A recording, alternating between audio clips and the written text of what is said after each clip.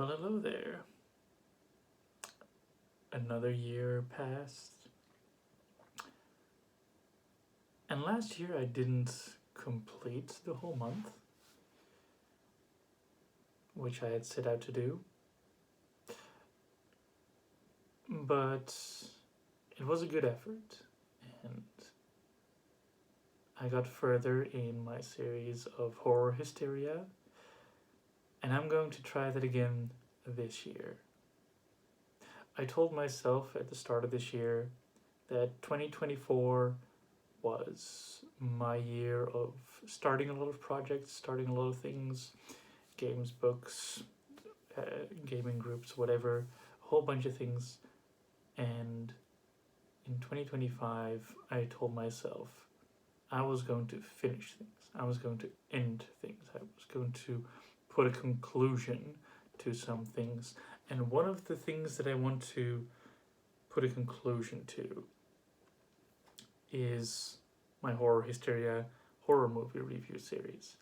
At least get to like 31. I currently have 13 of those horror movie reviews up and running. So, what's another 18? That's just about doubling it, essentially. We can do that. I've watched plenty of horror movies. I've got plenty of time now. So, this is me welcoming you back to October, to autumn in the Northern Hemisphere, and to another round of some horror movie reviews here on my channel with the series Horror Hysteria. Stay tuned. Before we get started with all the movies, though, since I'm going to continue on where I left off, that means that they are going to get started really like halfway through the month. So if you want to, be sure to catch that, you gotta subscribe to the channel and ring the notification bell and that sort of thing, since YouTube wants that these days. What I'm going to do now is just kind of like quickly rattle off just like a few horror TV shows that I have really enjoyed over the past yonks. And so you probably have a streaming service these days, or otherwise have some means to, watch any of these shows. The modern horror series that the principal juggernaut in modern horror series these days is probably Netflix, out of like the really big streaming services, at least, not counting the smaller ones like Shudder, which I'm unfortunately not as familiar with. Netflix has like, of course, their flagship show, Stranger Things. They have Mike Flanagan as a creator, just pumping out shows almost year after year, with The Haunting of Hill House, The Haunting of Bly Manor, Midnight Mass, The Midnight Club, and The Fall of the House of Usher. All excellent series, highly recommend them. And if you watch more of them, you will generally also start to recognize some actors between the shows, which can be like very fun. They also have Yoko Anwar's Nightmares and Daydreams. He is an Indonesian director who has directed like some horror movies and other things as well. It's a bit hit and miss in my opinion, but it has like plenty of fun things in there. There is the Korean show Kingdom, which is a period piece set in, I think if I recall correctly, like the 1600s, where there's a zombie outbreak and they have like a whole mystery going in there of like how did these zombies came to be and how do we defeat them. There is the Japanese show Alice in Borderland, based on the manga series. That is a Death Games kind of show that you might be more familiar with, Squid Game or the Hunger Games, that sort of thing. But Alice in Borderland really goes well into the human horrific aspect of it. If you just want more of the horror aesthetic with with excellent action and animation, then I can recommend Castlevania, based on the video game series. If you want a collaboration between Korea and Japan, then there's Jungshung Creature. I hope I pronounced it right. There is Ash vs. Evil Dead. I can also highly recommend Lovecraft Country. Then there's the anthology show Love, Death and Robots, which is not entirely horror, but there are bits of horror in there. There is the other anthology show, Guillermo del Toro's Cabinet of Curiosities, which is entirely horror, and it's all fucking excellent. It kind of showcases a lot of different directors, different creators, a lot of varied different horror.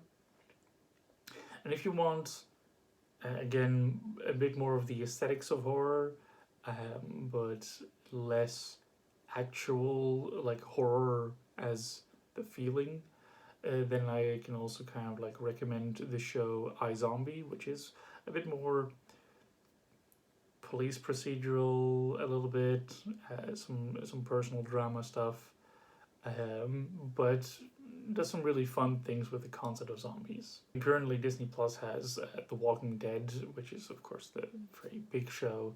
It has the anthology show American Horror Story, which has some fun things in there, and it now also has the 4-episode show Marvel Zombies, which takes the Marvel characters and puts a zombie outbreak out there, which is also based on a comic book series that was pretty successful at the time.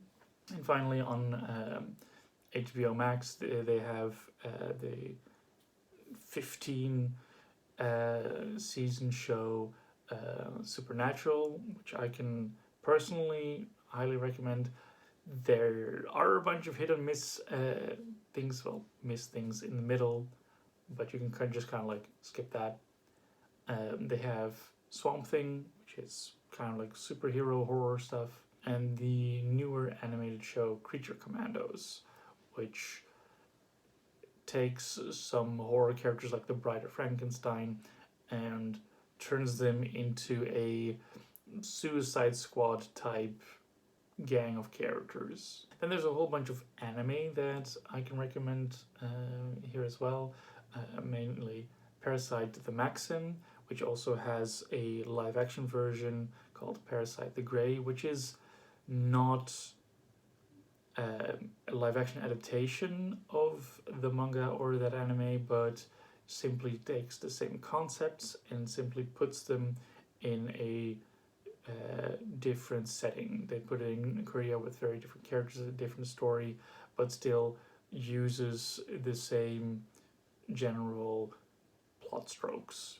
Then there's Tokyo Ghoul, which I wasn't as enamored with, but that was honestly because of the horror in there. It's just kind of gave me the wrong kind of thrills for myself, but other people have really, really enjoyed it, so you might as well. Then there is Berserk, which is a super popular, super really, really good manga by a mangaka that has sadly passed away within recent years, way too young. But the 1997 anime was an excellent adaptation of the first couple of arcs of it and is highly recommended.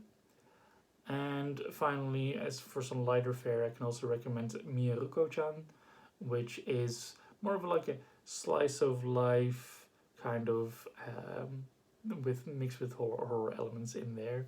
If you want some other lighter fare in other animation, I can also highly recommend Over the Garden Wall. I don't know where exactly you can find that. Kind of like depends on which country you're in as well. So you can just go to like justwatch.com to find out where that is, where you can watch that. But it's like a delightful little show. And if you just want to make it very simple, you can pop onto YouTube here somewhere and find Don't Hug Me, I'm Scared, which is an excellent, fucking disturbing, amazing little creation here. That's just kind of like a general recommendations, like really rapid fire. This video is already way too long for just kind of like a quick announcement thing. So I'm gonna get going, and I will see you halfway through the month. In the meantime, you can just enjoy my videos that are already up there, and I will catch you all soon. Peace.